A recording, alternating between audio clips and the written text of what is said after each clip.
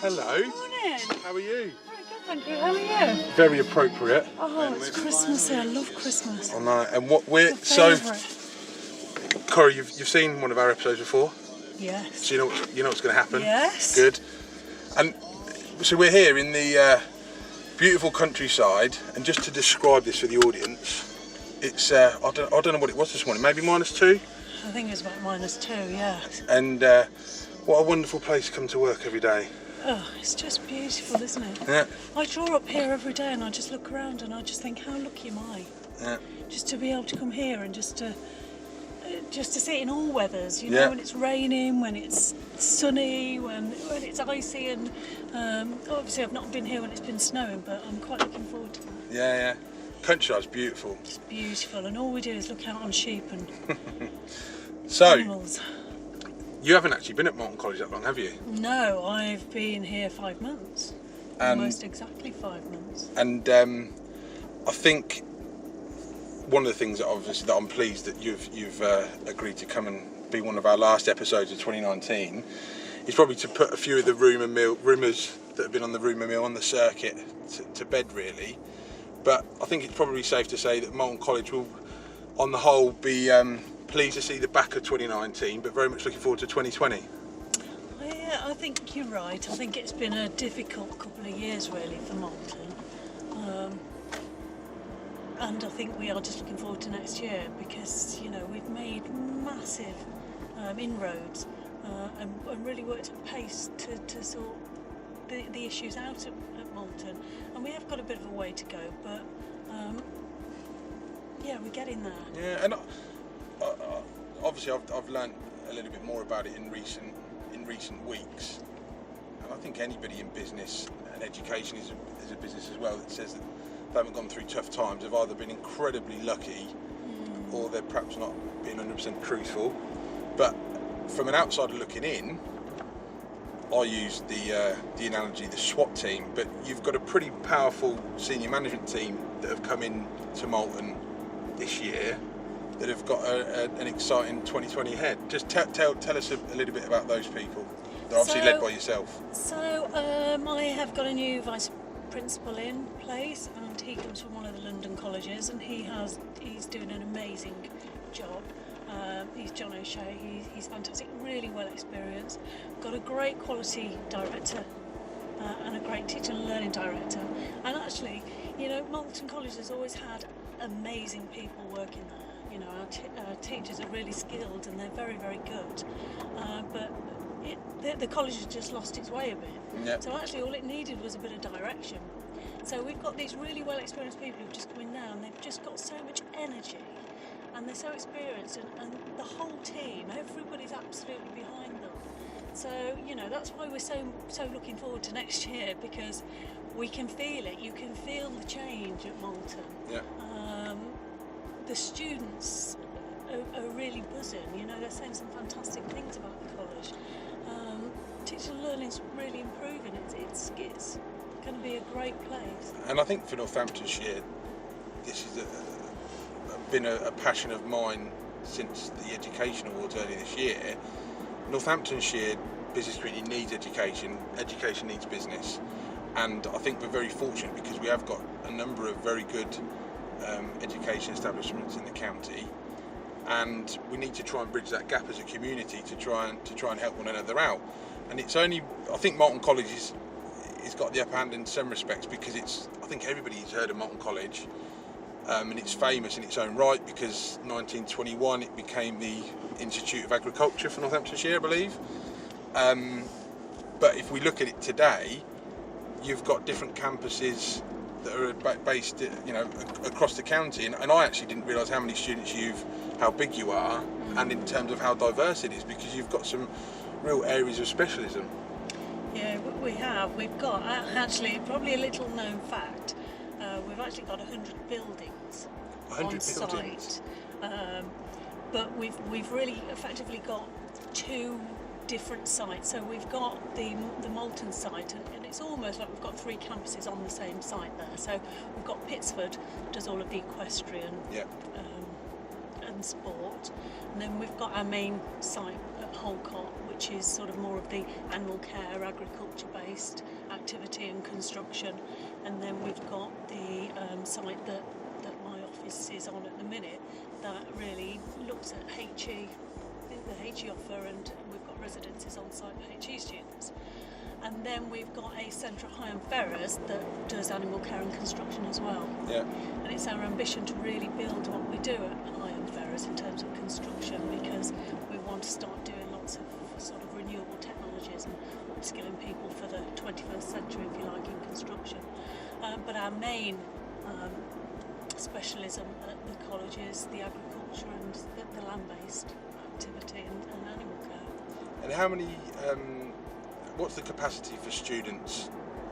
Like number of students that you can have in an academic year? We have got at the minute, we've got 1,500 16 to 18 year olds, and we've got a couple of thousand adults who come on part-time courses, and then we've got around about 300 HE students, but we have got the capacity to grow. So the site's quite big, as you know. Well, you might know. We have 500 hectares of land. Yeah, I didn't realise it was as big. I've got to admit. And I was the site that I've just picked you up from. Which just remind me which site that was. That was our main Moulton site. So that's there. Is how big is that approximately?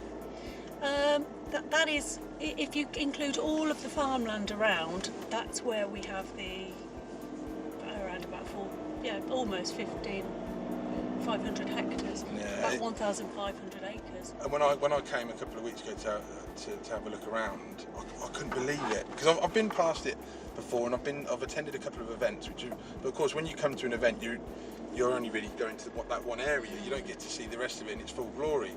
And I must admit, I was taken aback by just the vast size of it. The facilities are amazing. We've got the great equestrian showground.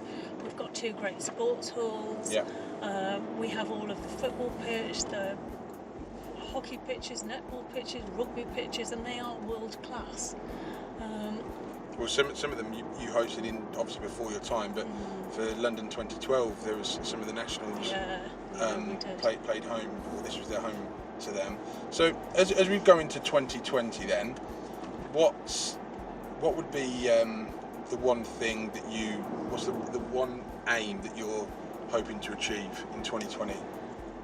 We need to ditch the previous Ofsted grade that we had, because that'll open a lot of doors for us. In terms of getting the reputation back, and I think next year we want to see growth. We want the student numbers to grow. We've got a big enough campus whereby we should start to grow the 16 to 18. Perhaps take more people sort of nationally. We've got residences, so we can do that. We've got 300 residences on site. So really, just for us, it's about getting the getting the quality absolutely right for the student experience first and foremost. We always say students come first. They're at the heart of everything we do, and I think we're almost there with that. So and then just continuing to improve. We want to make sure that we are continuing to redevelop the facilities we've got and make sure that we can keep them to the same standard that they are, if that makes sense. And what can the business community do to assist Moulton College? I mean, your catchment area is predominantly Northamptonshire, but you also obviously have students and younger students and older students that come out of NN.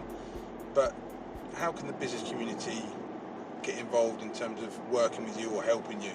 The business community have been fantastic anyway. They do rally round. We have a lot of support. So I wrote to every stakeholder earlier on this year, and we got a lot of letters back. We are developing sort of business skills advisory groups for each of the areas that we do. So for agriculture, we'll have a business skills advisory board, and we've had a lot of people from the business community come forward and say, how can we help? We'd like to get involved. And they are the people that help shape the curriculum that will be fit sort of for the next five years. So they're fully involved with that. Obviously, we want people to come and visit us. We want them to come and speak to students if they can. We want them to offer work experience. We hugely want to get back into the apprenticeship market. So that's vitally important that businesses continue to take apprentices. And so it's general engagement, and I do think that apprenticeships are, Northamptonshire, I think, is very fortunate to work with, or to have, a number of different apprenticeship providers. Each have got their area of specialism, but I do see, rather than seeing you as competition, I do think there's that collaboration. You've got, obviously, Starting Off, who they've been in Northamptonshire for 30 years. Night Owl, that specialise very much in engineering and manufacturing, and then of course yourselves as well. Are they the cobblers that have just turned up for training? I think they are. Yes. I think they are. So we've had a little drive around the beautiful countryside. Went in towards Pittsford, or we did, and then we've come back and we've just arrived now at the Pittsford site, which has got the therapy centre and veterinary practice. In the therapy centre there, the vets practice there. It's got an operating theatre in there for horses. Really? And it's one of the only ones in the country. And then obviously we've got all of the stables. We've got a lot of grazing land. We have got hydrotherapy for horses. So we have a pool for horses in there, and we've got hydrotherapy, and that is used almost all day, every day. So these are students that are training to become all sorts. Also, everything they'll go within to vet colleges. They'll go to work in stables. They'll go as vet nurses. They'll do a whole host. How of many different horses things. have you got here? We've got about 25 at the minute. Wow. I know that sounds silly, but I didn't expect you to have as many.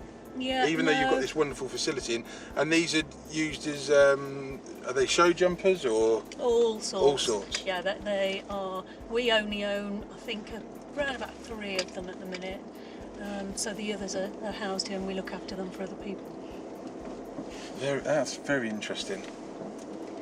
The facilities are amazing, and obviously this is fantastic for students. The campus is absolutely amazing for students because there is so much going on in terms of getting them the commercial experience. Yeah. So 40% of the college's income actually is made up from commercial revenue. Yeah. And I think we're probably one of the only colleges in the country who has such a high level of income that we're not solely reliant on government funding. So, that's a benefit. So we run everything as a commercial enterprise. So the equestrian facilities, the sports facilities. So as we leave the veterinary facility behind us, I think that is actually the cobblers that are just coming out to train, following their FA Cup win yesterday. Well done, cobblers, if any of you boys are watching this. And then we're going to head just at the other end of the campus, which is now the Food and Drink Innovation Centre. Mm-hmm. Now, food and drink is a big part of the local economy, employs circa 45,000 people in Northamptonshire. We've got an amazing array of independent restaurants and food producers. Tell us a little bit about this. So this is a new facility. It was part funded by SEMLEP and opened a year ago. So we do lots of food manufacturing in there, baking. We have about 55 students, 16 to 18 year olds in there at the minute. It is very new, so it's going to grow and build. We work really well. Collaboration with businesses is amazing. We get a lot of businesses who come and offer students employment and all manner of things. So, and businesses hire the facilities out as well. So it's just incredible. We have a microbrewery in there. Really? We've got food tasting in there, and it's a fantastic building. Brilliant. Well, and probably one of the only ones in the country like that. Yeah. Well, I'm the fact that we've got a food and drink innovation centre just within our county, I think, speaks volumes anyway. So I think on that note, I'm going to go in there and see if I can get it's too early for mulled wine, but I'm going to see if I can go and get a mince pie. You should be able to get a mince pie in there. Well, Corrie, thank you for taking part. I wish you all the very best for 2020. Thank you. And it's been a pleasure. Thank you very much. Take care.